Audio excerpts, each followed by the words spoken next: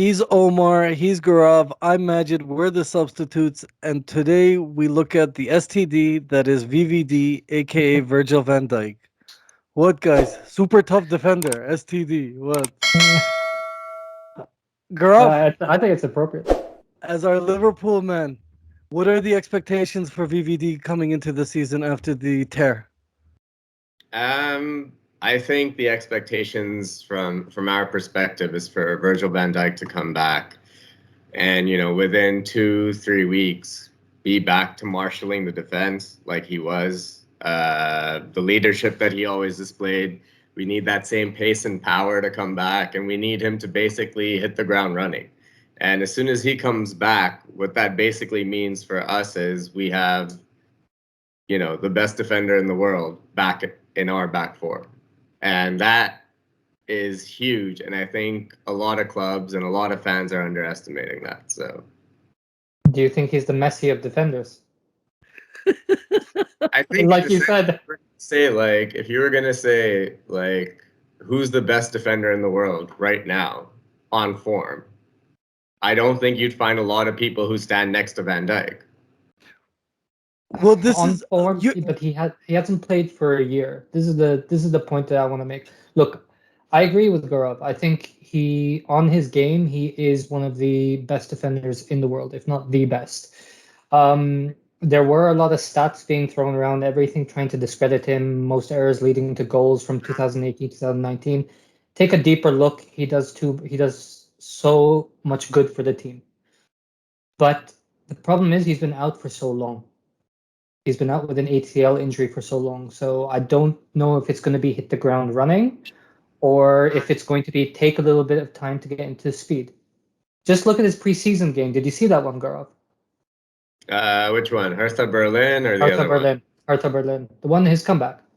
Yeah, so I saw the goal that we conceded, right? And that's like a Van Dijk tackle 101. Like he makes that 99 times out of 100, right? When he's playing every game. But yeah, it's going to take that's what I said. It's going to take a couple of weeks. It might take a month. It might take a little bit longer. But I trust that Jurgen Klopp is going to blood him in when he's ready and at the right time. you don't think though 2-3 weeks is a little Too fast. give the guy leeway, give him half a season. The other thing is I want to also mention in this 2-3 weeks, it could be the exact opposite case. He could start off really hot. 1 month, 2 months, he's really good. He looks normal, but then that stamina factor kicks in, and through the season, you see him, the energy levels going down. There's 2-3 scenarios here. Do you get what I mean? I know what you mean, but I think the plan and what I've seen so far from preseason is that we're going to start the season with Konate and Matip in central defense, Robertson and Trent either side of them, and Allison obviously as our goalkeeper. And then we're going to slowly be introducing Gomez and Van Dijk back in to those starting spots. Obviously, Van Dijk has that left center back starting spot cemented for himself whenever he comes back into his full form. That's why I'm giving him that month, because he's going to be blood into it while the season's already going on. So he should be coming back at, maybe not full pace, but maybe 75%, 80%. Look, I know that the way medicine has progressed over the last 5-6 years has been pretty incredible. 7-8 years ago, if you had an ACL injury, that was kind of like your career was done, even if you came back. Like you were never the same. And then you saw what happened with Zlatan at 30, in late 30s, mid to late 30s. He came back. He did really well. So yeah, I think there is that possibility, but each player is different, and it could. Some people have taken a couple of years to recover. It was a really bad challenge. Don't get that wrong. So I just want to temper it this way, that it might take a bit of time for him to come back. It might take more than 2-3 weeks. It might take months. It might take a year even. I hope it doesn't for his sake. And Gaurav, how much leeway is there? Let's say Van Dijk, he's not the worst. He's on the pitch, but he's not the greatest. He's not necessarily a liability, but he's also not what what we're used to, the 100% VVD. Would you cut him some slack as a Liverpool? And let's say they're losing or whatever, they're not doing well. Maybe not as bad as last year, but defending champions, the best defense run ever. I Um, without a defense, we finished what, 5 points behind United in what is your best season after what Fergie left? no, sure. That's fine. But are Absolutely, you are absolutely. you cutting VVD? How much slack are you cutting him? 1 year, 2 years? Quite a Does he bit, man. get?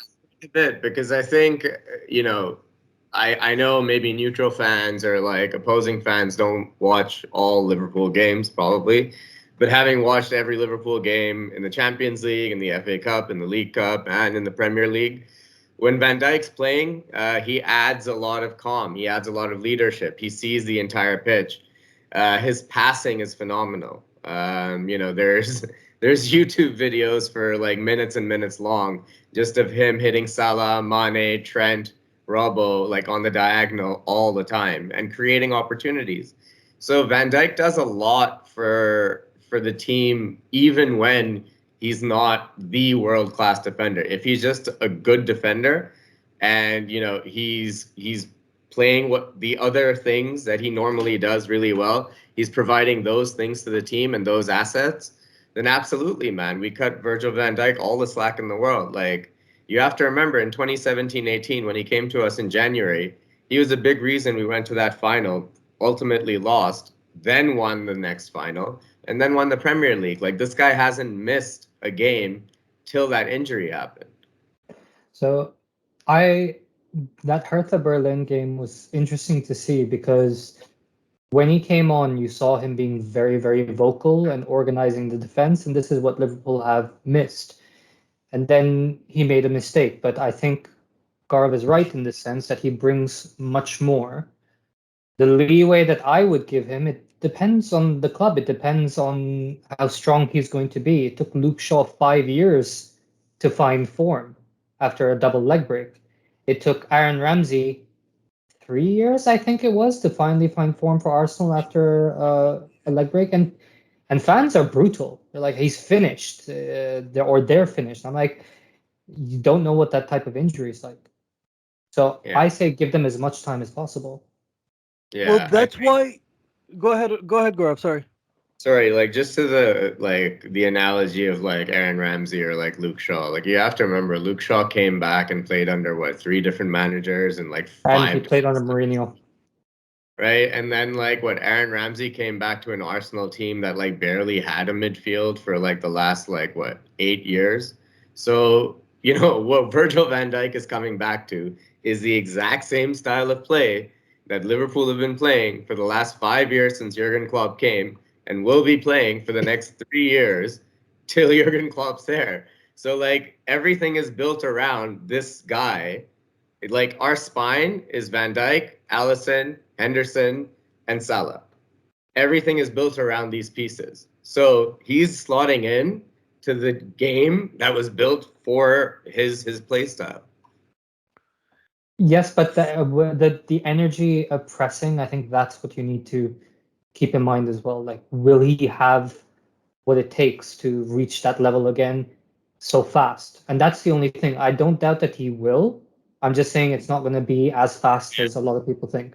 Yeah, look, I mean, no one can say how long it'll take, but like even during my research for this, one of the things that I looked at was, what are the most common challenges that Van Dijk makes? And most of them are to get ahead of the defender and win the ball, or get ahead of the defender running back to goal and winning the ball. Those are primarily his, pace and turn tackles, both of which, when you watch the Hertha Berlin game, besides that one mistake, he was making again and again and again. And he obviously, that's his bread and butter, right? So I'm not saying he's going to come back and like be Ballon d'Or winner, but eventually I hope he comes back and at least adds that stability, leadership, and, he changes the game for us confidence-wise. Well, this is why I keep bringing up the VVD and his expectations, because honestly, I don't even believe I'm saying this, but I actually think fans, you Liverpool fans, in some ways have almost undervalued him. This season showed how underestimated he was just as a presence, as a force in that team. not just physically, but also emotionally as a leader and stuff. Really, really. And fans are quick to forget. We're already talking about the guy has 2-3 weeks. If he doesn't perform, fuck this dude. The Yeah, guy's been a perform. I know you guys aren't. I know you guys aren't. But there are elements in there every will club that always are be. always like this. The Always. guys put up 2, 3, 4 years of really, really Top the level. Messi of defending, like tier one defending. Maybe not how I natural Messi is, can we but can tier we just one. stop saying Messi? Can we say Maldini? Like, let's just temper it there. Like, Maldini is a great one, like the best. I Okay. would go Yap Stam personally, but sure, whoever. Yeah, sure. Okay, fine. Let's stick to defenders. But he's done amazing, and I'm just surprised, one, at how undervalued he seems to be, and two, how underestimated he seems to be, or his skill set seems to be. I would make the case like the Brooklyn Nets, James Harden went down, but I would still take, he still played for the last half of the games, even though he was 50%, because even semi-healthy VVD is better than a fully healthy Omar Majid or Grav. Do you know what I mean? Hey, what are you talking about, man? Yeah, Omar hasn't been fully healthy since he was born. Like, yeah, it's Grav and Majid. Omar wasn't even on the sheet. He was the one Yeah, replacing. absolutely. This guy's Out a of the pre. both of you, who's gonna be looking the better healthy one? That's for sure, huh? But look, I think a player like Van Dijk, like you said, he has a massive impact. Besides what he brings in terms of tackling, interceptions, winning headers, the physical presence that he is, he's also a massive tactical cog for Liverpool. There's a lot of things that change when when teams have to set up with Van Dijk being that left center back versus it being another defender like Nat Phillips or even a Matip, for example. So it's like when you're Jurgen Klopp and you're facing off against Barcelona in that semifinal first leg, how do you prepare for Messi? How do you prepare for Neymar? Well, Neymar wasn't in that game, but how do you prepare for Messi, for Mm. example? It's very difficult to tactically mark him out of a game or build your tactics around containing him. You can't, and that's the same problem that Van Dijk creates. It's just a dead zone of defensive, like a black hole for offenses Uncertainty. where he is, and he covers such a great massive area of the pitch that it creates a problem for managers, man. Again, in American football, they call it an island, Revis Island. The Mm. cornerback, the zone that they cannot go through. Van Dyke has sort of that like thing.